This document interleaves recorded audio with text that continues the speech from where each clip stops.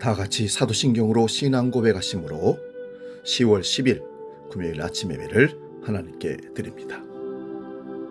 나는 전능하신 아버지 하나님, 천지의 창조주를 믿습니다. 나는 그의 유일하신 아들, 우리 주 예수 그리스도를 믿습니다. 그는 성령으로 잉태되어 동정녀 마리아에게서 나시고 본디오 빌라도에게 고난을 받아 십자가에 못 박혀 죽으시고 장사된 지 사흘 만에 죽은 자 가운데서 다시 살아나셨으며 하늘에 오르시어 전능하신 아버지 하나님 우편에 앉아 계시다가 거기로부터 살아있는 자와 죽은 자를 심판하러 오십니다. 나는 성령을 믿으며 거룩한 공교회와 성도의 교제와 죄를 용서받는 것과 몸의 부활과 영생을 믿습니다. 아멘.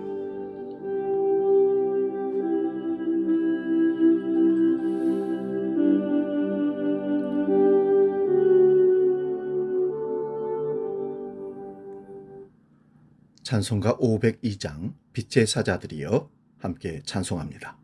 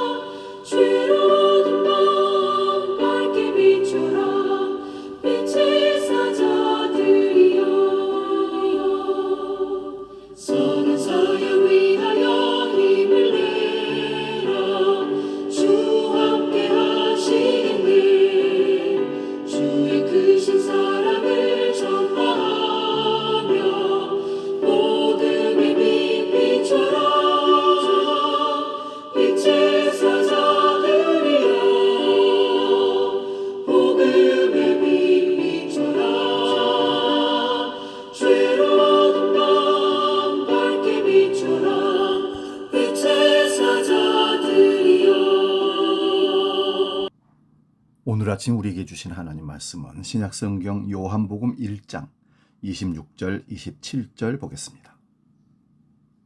신약성경 요한복음 1장 26절 27절 봉독할 때에 살아계신 주님의 음성을 들을 수 있기 바랍니다. 지금 봉독합니다. 곧 내 뒤에 오시는 그이라 나는 그의 신발끈을 풀기도 감당하지 못하겠노라 하더라. 이 일은 요한이 세례 베풀던 곳 요단강 건너편 베다니에서 일어난 일이니라. 아멘. 봉독한 말씀으로 빛을 부르는 소리, 이런 제목으로 말씀의 은혜를 나눕니다. 빛을 부르는 소리. 휴대폰 라이트를 켜면서 동시에 입으로 아 소리를 내는 겁니다. 그걸 앞에서 지켜보고 있던 사람은 눈에 빛이 먼저 들어오는지 귀에 소리가 먼저 들어오는지에 따라 빛과 소리 중 뭐가 더 빠른지를 판단하게 되는 겁니다. 예배 중에 가끔 휴대전화 별이 울릴 때가 있습니다. 대부분 곧바로 별 소리를 끕니다. 그 이유는 예배에서 가장 중요한 소리는 하나님의 음성이라는 것을 알고 있기 때문입니다. 오늘 본문에도 예수님의 음성에 귀를 기울여 달라고 목놓아 외치는 한 인물이 등장합니다. 그는 바로 로마 식민 통치 아래 광야에서 회개를 외친 세례 요한입니다. 당시 유대인들은 메시아를 기다리고 있었습니다. 이때 세례자 요한은 회개하라 하나님 나라가 가까이 왔다고 외치면서 사람들에게 세례를 요단강에서 베풀었습니다.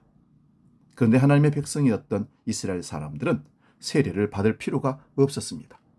그러나 요한은 유대인에게도 세례를 베풀며 하나님 앞에서는 모두가 죄인이며 내 뒤에 오실 그리스도를 영접해야 진정한 하나님 백성이 된다고 전했습니다. 많은 이들이 그 말을 듣고 요단강에서 세례를 받았습니다.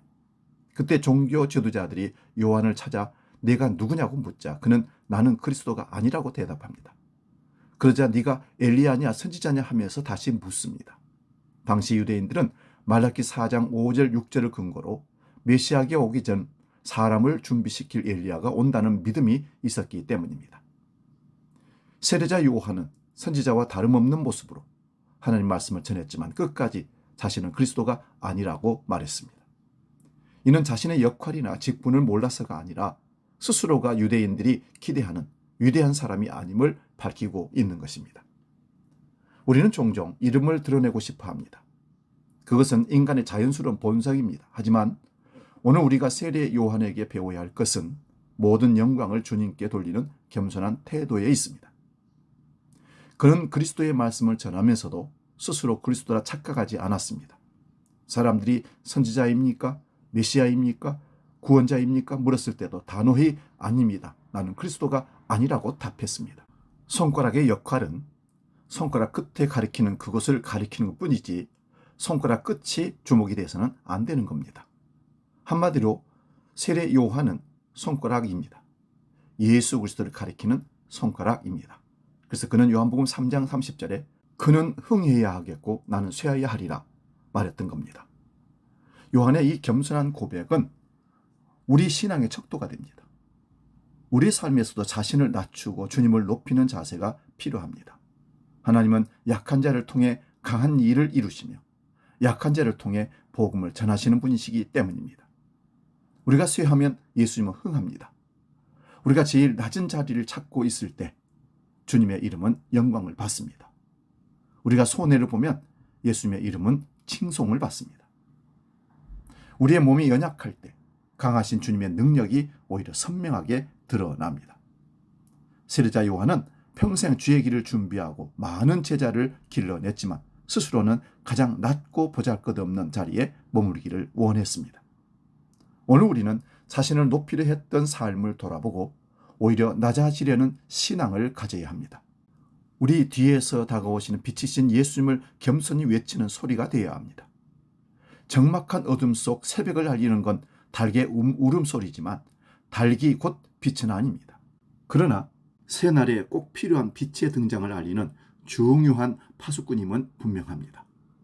세상이 어두울수록 우리는 빛이신 예수님의 다시 오심을 힘있게 전하는 소리가 되어야 합니다. 광야에서 울려 퍼졌던 요한의 외침처럼 우리도 이 시대 속에서 주님의 길을 예비할 수 있기를 주의 이름으로 축원드립니다. 기도하겠습니다. 아버지 하나님, 빛을 부르는 소리였던 세례자 요한처럼 우리가 주님을 부르는 소리가 되게 하시고 그 소리를 통해서 빛이신 예수님을 만나는 역사가 있게 하여 주시옵소서. 교회의 이 사명을 잘 감당케 하시고 마지막까지 세례자 요한 같은 헌신의 삶으로 주의 오실 길을 준비하는 하나님의 거룩한 자들 다 되게 하여 주옵소서. 이제 주기도로 기도합니다. 하늘에 계신 우리 아버지, 아버지의 이름을 거룩하게 하시며 아버지의 나라가 오게 하시며 아버지의 뜻이 하늘에서와 같이 땅에서도 이루어지게 하소서. 오늘 우리에게 일용할 양식을 주시고 우리가 우리에게 잘못한 사람을 용서하여 준 것 같이 우리 죄를 용서하여 주시고 우리를 시험에 빠지지 않게 하시고 악에서 구하소서. 나라와 권능과 영광이 영원히 아버지의 것입니다. 아멘.